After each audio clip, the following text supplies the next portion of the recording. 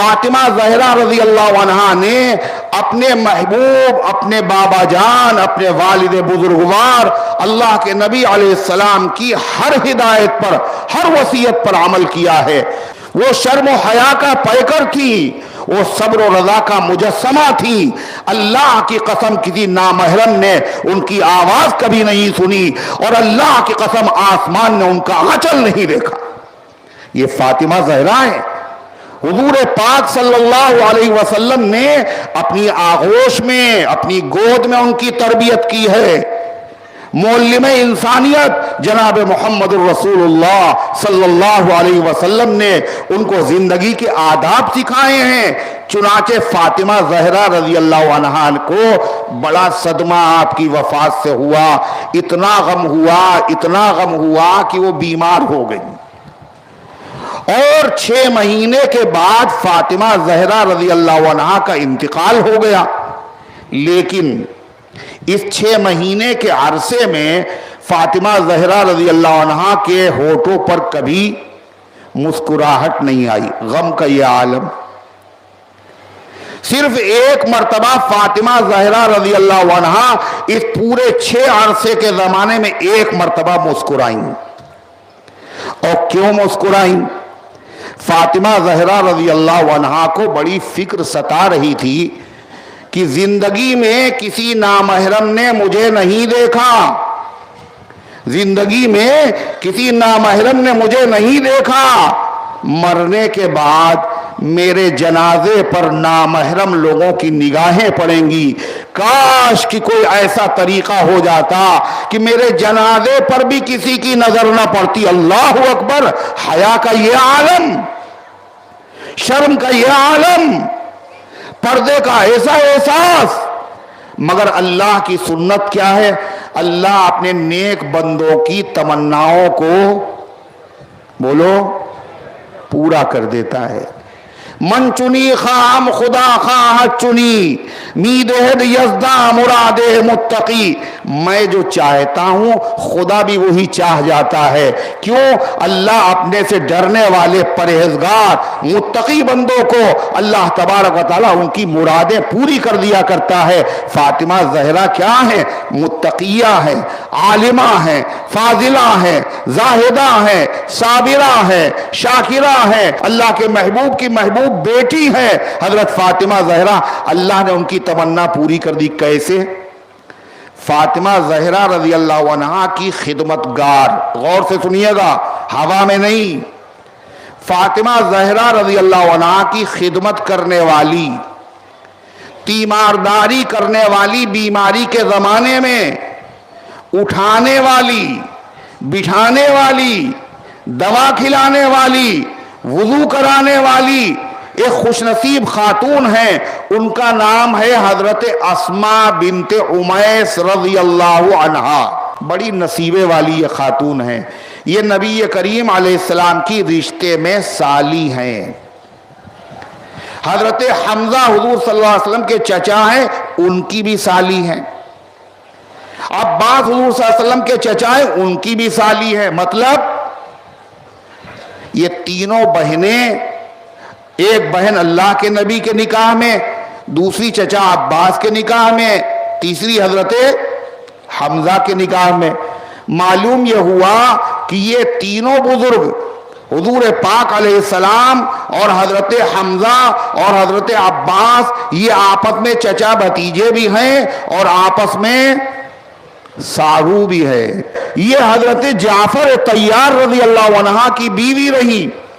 جعفر طیار رضی اللہ عنہ حضرت علی رضی اللہ عنہ کے بھائی ہیں۔ اسماء بنت امیس رضی اللہ عنہ نے فاطمہ زہرا رضی اللہ عنہ سے جب ان کی پریشانی دیکھی اور دیکھا وہ یہ چاہتی ہیں کہ میرے جنازے پر بھی کسی نامحرم کی نظر نہ پڑے، تو کہنے لگی اے اللہ کے پیغمبر کی بیٹی گھبرائیے نہیں، آپ کی تمنا پوری ہو جائے گی۔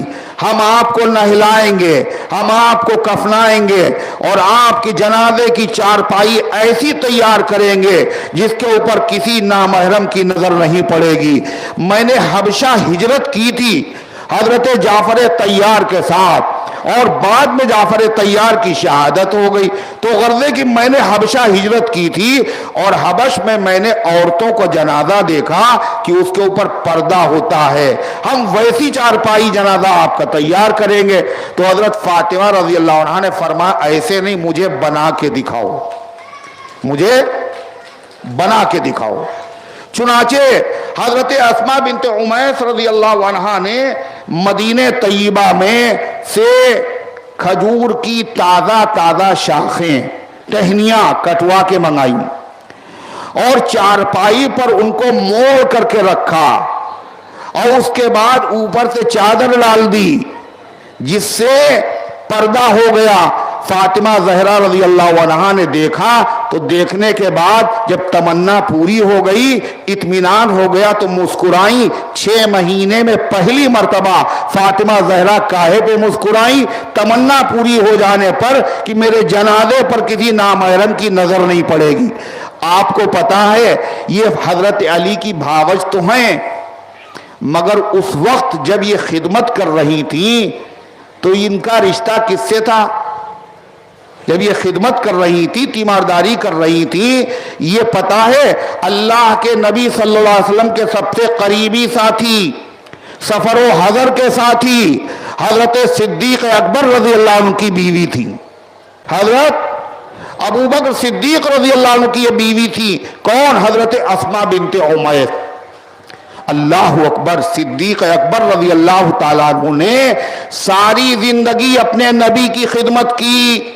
ارے کی نہیں کی, اور ایسی خدمت کی اللہ اللہ اللہ اللہ, اس سے بڑھ کر کوئی انداز وفا کیا ہوگا؟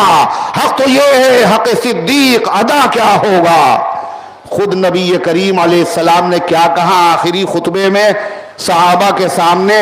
سب سے زیادہ مال کے ذریعے سے, رفاقت کے ذریعے سے جس نے میری خدمت کی ہے اور جس کا میرے اوپر احسان ہے, وہ کون ہے؟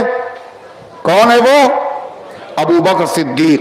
اور سب کے احسان کا تو بدلہ میں نے دے دیا, بس ایک شخص باقی ہے جس کے احسان کا بدلہ میں نہیں دے سکا. اس کے احسان کا بدلہ کون دے گا؟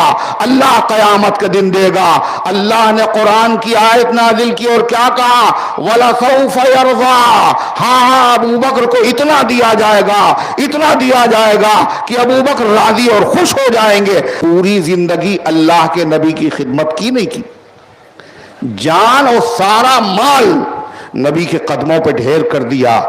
اور حضور پاک علیہ السلام کی وفات کے بعد آپ کے رشتہ داروں کی بڑی خدمت کی, بڑی قدر کی حضرت صدیق اکبر رضی اللہ عنہ نے, اور مسلمانوں سے کہا ارقبوا فی آل محمد صلی اللہ علیہ وسلم, ہوش میں رہنا یہ نبی کریم علیہ السلام کی اولادیں ہیں, حضور پاک علیہ السلام کی اولادوں کا خیال رکھنا.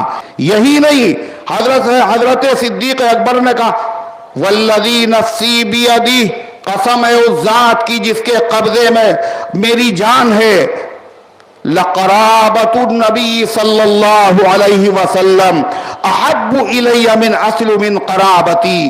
اللہ کے نبی کے رشتہ داروں سے اچھا سلوک کرنا مجھے اپنے رشتہ داروں سے زیادہ سلوک کرنے سے زیادہ پسندیدہ ہے. حضرت صدیق اکبر نے یہ فرمایا اور کر کے دکھایا. زندگی بھر تو نبی کی خدمت کی, اور اللہ کے نبی کی وفات کے بعد اللہ کے پیغمبر کی چھوڑی ہوئی نشانی حضرت فاطمہ زہرا رضی اللہ نشانی تو ہے اللہ کے نبی کی. چنانچہ صدیق اکبر نے اپنی بیوی کو نبی کی بیٹی کا خدمتگار بنا دیا, تیماردار بنا دیا. اس سے اندازہ لگائیے حضرت صدیق اکبر اور فاروق اعظم میں کیسا پیار تھا, کیسی محبت تھی. صحابہ میں اور اہل بیت میں کوئی دشمنی, کوئی عداوت اور کوئی نفرت نہیں تھی. مگر برا ہو صحابہ کے دشمنوں کا اور اہل بیت کے دشمنوں کا. جو صحابہ کا دشمن ہے وہ اہل بیت کا بھی دشمن ہے, جو اہل بیت کا دشمن ہے وہ صحابہ کا دشمن ہے.